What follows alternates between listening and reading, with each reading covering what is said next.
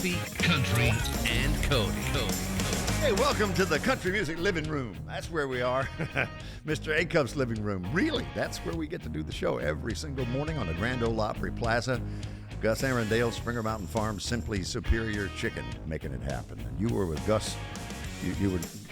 What was your role last night? Were you like the briefcase man? Well, I'm not entitled to it. I can't be that. No, that's got the codes in it. Yeah, that's got the chicken codes in it. I can't be responsible for that. I think our buddy Jeff Pascal is in charge of the chicken codes. But you and Rhonda Vincent were there. Yeah, Rhonda Vincent and the Rage headlining Bluegrass Nights last night. Boy, there's nothing like seeing that music literally on the stage it was born. You know, it's just so cool. Back in the 40s. Yeah, December. Yeah. And it's such a small world. I went over to Assembly Hall because that's my go-to spot before anything at the Ryman, whether I'm working or I'm. And your old buddy, the fire inspection man from Opryland Theme Park, was one of the first people I saw and said, "Tell Bill Cody hi," and I miss seeing him every day. Well, Ross, hi to you too, man. I miss it. It was great to get that text from you last night. Hey. You know how I said a couple of days ago, I said, hey, by the end of business today, you have to get this done. Then yesterday I said, we've extended it till midnight tonight. Right. Have we extended it again? The Summer Nights special that we're celebrating at the Opry has been extended to July 6th. There we go. All right. So you got till Sunday. Yeah. Some of you are going to just because you're going to wait till the 6th to see if I say, it's been extended to the 7th. Go to Opry.com and listen, you get $50 off. $50, not $5, $50 off select Opry shows through September. Yeah. And that includes John Foster and Ashley Cook, Stephen Curtis Chapman, Jamie Johnson's on that list of shows that'll be in that time period. Yep. Again, this is through September and until July 6th. You have an extended date now to get your tickets at Opry.com. And your promo code is SUMMER, Summer. Summer, easy to remember. Yeah. And don't forget, we had the news yesterday about that special show at the Ryman on Thursday, July 17th. We're going to recreate moments from the final Opry show at the Ryman in March of 1974. Some of the highlight moments. We're going to read some of the old commercials. I am so looking forward to that. So, from WSM Radio, this is Coffee, Country, and Cody. And we welcome to the Assembly Food Hall stage this morning in Mr. A-Cuff's living room. This is the Simply Superior A-Cuff House Studio, Grand Ole Opry Plaza. Welcome back, Will Hoge. How are you? I don't know if I ever told you that the wood that you were sitting on is wood from the Ryman Auditorium circa 50s, early 50s, that the wood from the circle at the Opry House is from. Well, I appreciate the extra pressure this morning. That's great. So what I'm hearing is there's been very little talent on these hardwood floors. Great. Well, I was going to chuckle off the air. Singer, songwriter, musician, raising a singer, songwriter, musician. Oh, yeah. You got to tell that story about getting home from, 16 hours on the road? Yeah, we played Madison, Wisconsin on Monday night and then finished the drive yesterday and pulled in. And immediately when I pulled down our driveway, the garage doors open, and my oldest son has his 5-piece rock band out there just cranking. I mean, it is like so loud, and I just love it because I remember that's such a visceral memory for me. I mean, it's such a foundational thing. Really, it's like you're seeing you. Yeah, and you learn so much. You learn how to meet and talk to other people in that, and how to work together. It's such a pivotal thing, and you learn how to write songs and because we were laughing, like all of their songs at this point are 7 minutes long because everybody's got an idea. It's like, well, then what if we went this?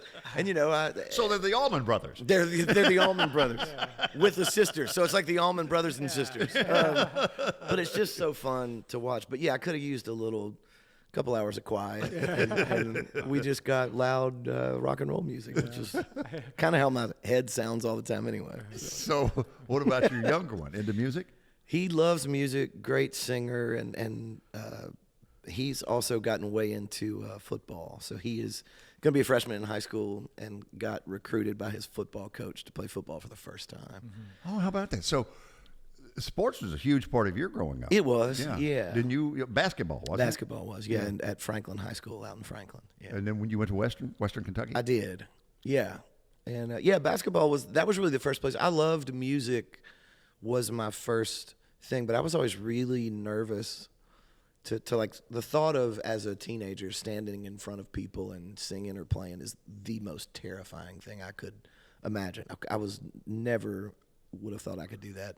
Sports was a thing that I fell in love with, and that's where I sort of learned the hard work. I mean, I tell people all the time that it was such a determination builder that has then parlayed into being able to use that, you know, as a musician, you know, when things are hard. And, you know, I'm not being like, I'm not the best guitar player. I'm not the best singer-songwriter. I'm not the best singer. But it's like you learn through those hard work, you know, and just stick-to-itiveness. Just do you. Yeah. And, you know, that was something so – and I love how much as I tour and grow, you know, it seems like when you're on the road, all musicians are watching sports and kind of into the statistics and really paying attention. And then every time I meet an athlete, they're way into music. Like, tell me about this record. You know, so it's funny the way that it becomes a sort of mutual admiration. Well, you know, and there's odd similarities too. You know, I mean, sound check is very similar to the shoot around. That's before exactly a game, right. And like pregame meal is kind of, you know, craft services. It's got the same feel to it. Yeah, and you build that camaraderie, and you know, there's kind of this.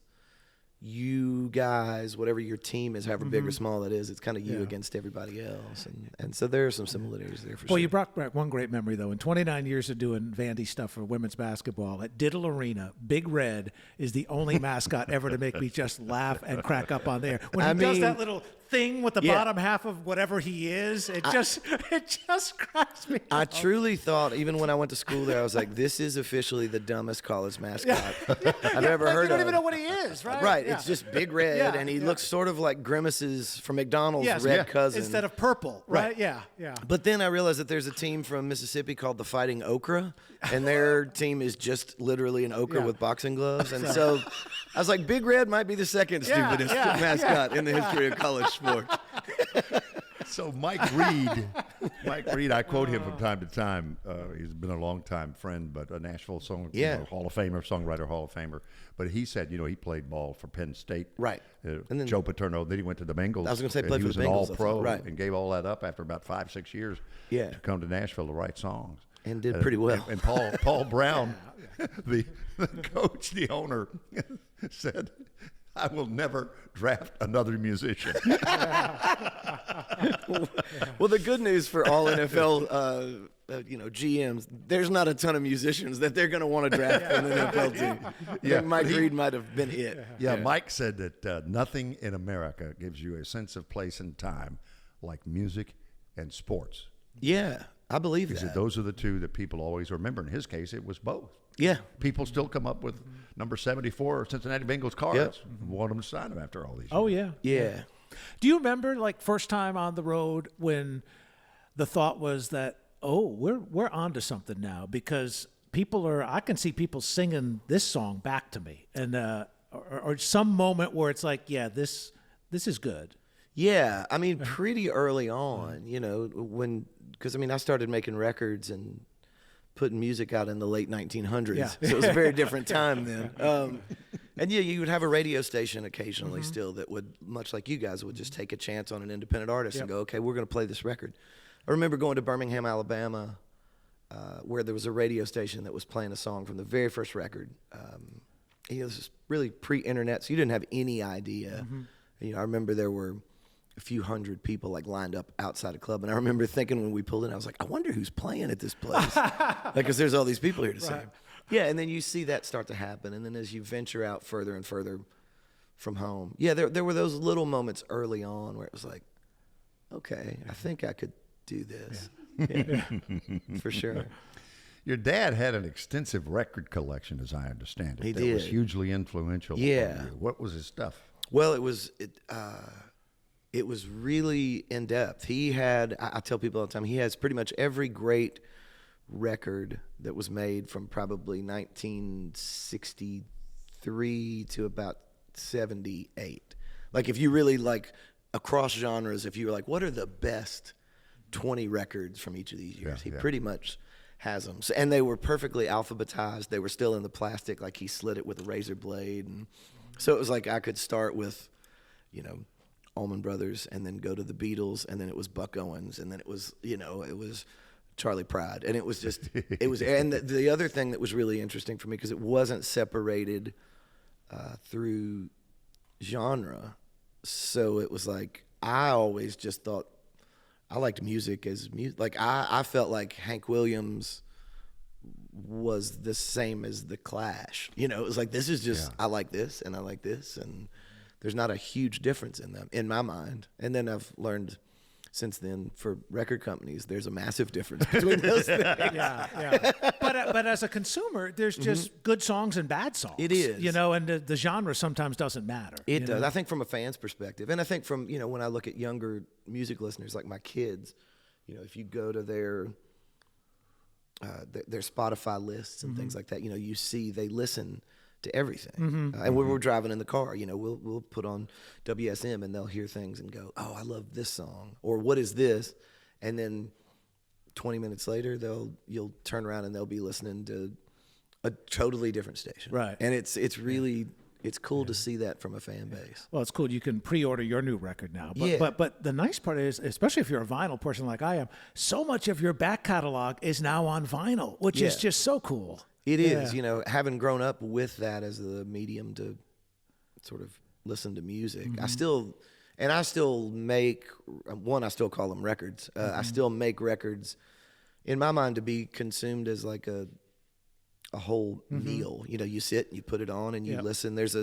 I spend way too much time thinking about the sequencing and all of these things that, you know, like the kids that I'm talking about, I don't know that they care until they put on a record. Like my kids both have record players now, and they'll listen and go like, oh, the fifth song on side 2, you know, I never heard that before. Right, like, But vinyl encourages you to listen as an album, because it's harder to get up and change it every 2 minutes, right? Yeah. You want to listen to the whole and there side. becomes a bit of a meditation in it, too. I think that there's a slowing down. I mean, if you go to an art museum, you don't just run in, you know, like, I don't. Oh, there's Starry Night. Oh, yeah. Do it, and then you just run to the next thing. Like, I want to see that other thing. Right, you know, it's like you sort of meander and you get caught in the moment, and then you find things that you love. You find things you didn't even know you liked. I mean, I think that we can all slow down a little at this point, and I think vinyl can be a helpful way of doing it. Do you run songs by your kids just to see what kind of response? I have, and them and my wife, I have to be really careful because they will be brutally honest.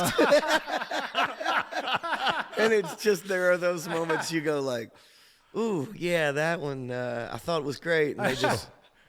So they're never cruel, but they're honest.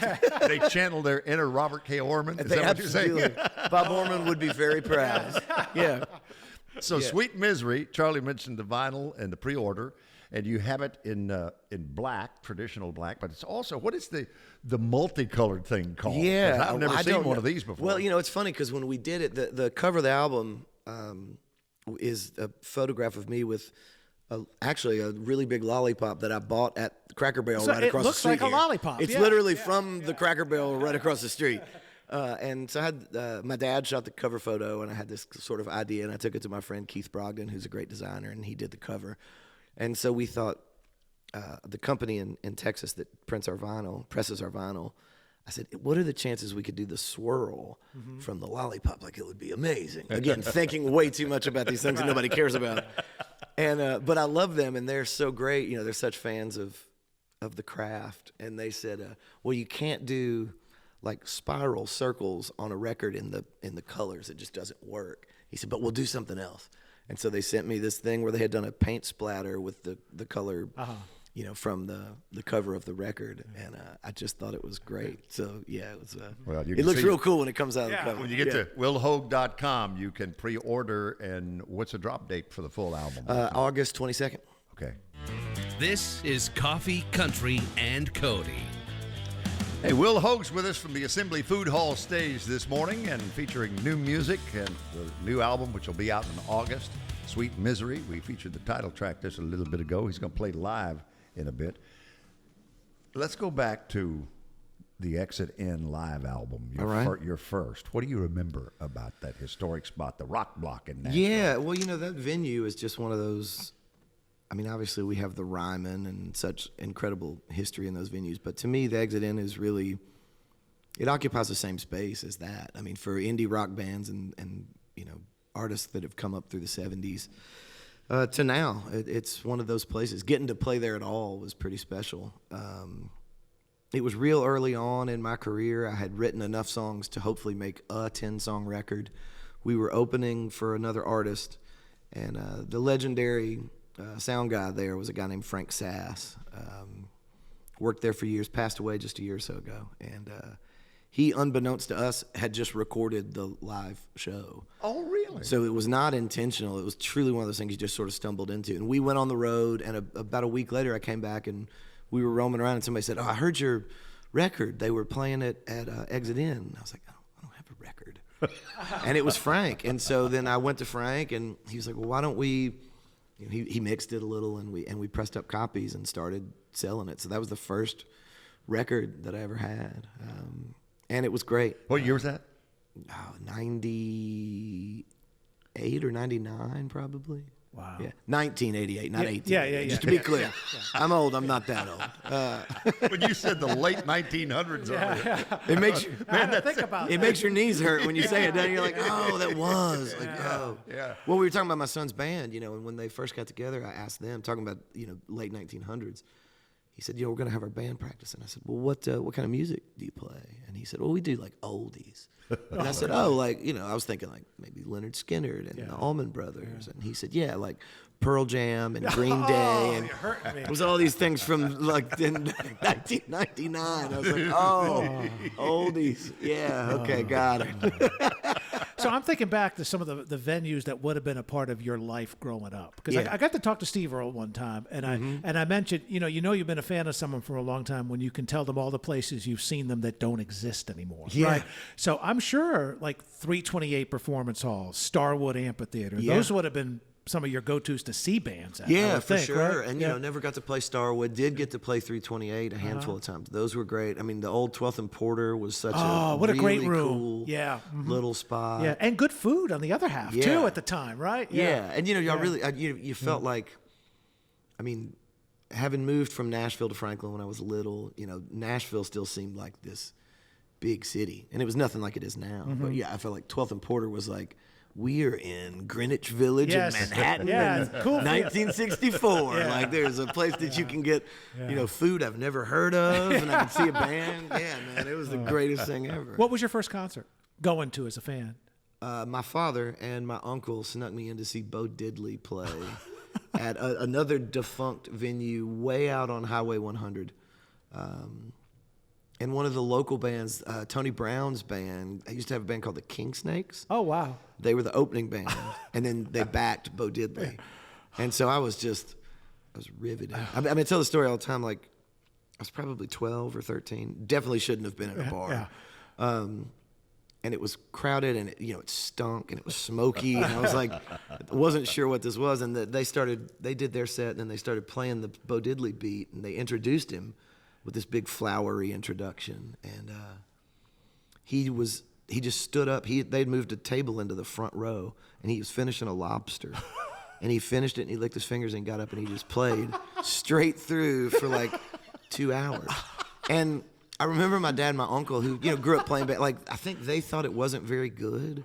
And I thought it was the most amazing thing I'd ever seen. And I really, even at that time, I was like, I think I want to do whatever that is forever. So every time that we go and we play some dumpy bar on the road, I'm like, well, you said you wanted to do this forever. So is your pre-show ritual now a lobster? Just Man, it would be a very different show if it was. No, and I can't imagine, like, I also think about that. So, it would have been 85 or 86. Mm-hmm. And I don't know where they were flying in a lobster from to some dump bar off of Highway 100 out in West Nashville. I'll tell you, I was not going to eat the lobster from there for sure. Zero chance. And so 2008, your motorcycle accident. Yeah. How did that change your music, or did it? Because you had a months-long recovery. Yeah. Well, it changed it in lots of ways. I mean, one... the respect that I had for getting to do, I've always felt really lucky to get to do this for a living. And that's never changed. Well, it's changed in that you feel even more lucky, because you really do realize, like, that was the first time in my life where music became non-existent. Like the idea, every day, even when you're sick, you wake up, you go like, oh, I'll work on something, or you think about music. Thinking about having to learn to walk again. Everything just became a bigger priority. But then when you get to do it again, it really refocused digging into songs. Because there was a point where I couldn't tour, but I was able to at least sit in a wheelchair and play an acoustic guitar, and you could try to write. And then I would have to I got to spend more time going, okay, does this verse really work? Because I can't go, it's like sometimes when you're writing and you're on the road, you're like, okay, that's fine. I'll go play. Yeah. And then sometimes you revisit fine, and sometimes you don't. And so I think it made me less lazy. Lazy is the wrong word. But it just made me more focused as a songwriter, I think. So what was your first gig after you recouped? There was a grand opening of a clothing store called Urban Outfitters down here in Nashville. And the gal that was like the GM of it, they said, we want to book a local band like to launch this, and she reached out and asked us to do it. I couldn't even stand up. We had to go and do it in chairs, but it was a perfect one. I would have been terrified. I was so nervous to do it anyway. Yeah. Like to go at the exit in or something, I would have been a mess. So I sat in a clothing store and played 5 songs and got through it. That line about the long black limousine and half a love inside. Yeah. Wow. Oh, thank you. Man. I appreciate that. You got the gift, Will Hoge. Thanks for coming to sharing it with our audience. It's great to see you again. Thanks for having me. Always. And again, willhoge.com for August 22nd, the release of Sweet Misery. Tell us about the 2003 revisit to the previous album. Yeah, so Blackbird on a Lonely Wire, well, the first record, Carousel, we redid that on vinyl and put that out, and then we didn't have the rights. The second album, Blackbird on a Lonely Wire, had gotten burned up in a fire in something that the Atlantic Records studios had, and so we wanted to put it out on vinyl because it never got put out. So we just went back in here in Nashville and put some friends together and re-recorded the whole thing, and we gave them the Taylor's version of I was just going to say the Will's version. The Will's version of Blackbird on a Lonely Wire. Yeah. And July, you're going to be in Greensboro, North Carolina. All this is on the website there when you're pre-ordering the album, willhoge.com. Greensboro, North Carolina, St. Louis, Missouri, Kansas City playing Knuckleheads. Charlie, we were referencing Knuckleheads yesterday. Yeah, that is one of, like you mentioned Exit In, everybody and his brother has played Knuckleheads. Yeah. It's one of those go-to venues, right? And it's aptly named for all the people that play there, so it's perfect. Yeah. And then he's wrapping up in July, Iowa City, Iowa, and with us this morning on the Assembly Food Hall stage here at home, just across the river from your house. That's right. Easy swim back home. That's what Mr. Acuff used to do. He lived in Inglewood before this house. Who did? Yeah, Mr. Acuff. Did? Yeah, he lived in Inglewood, and that was a trip. But after his wife died, Bud Wendell had the idea to build him a house on the complex because he was the face and voice of the Grand Ole Opry. Way smarter then. Yeah, his commute got even easier. Yeah. From the Assembly Food Hall stage, Coffee, Country, and Cody with Will Hoge.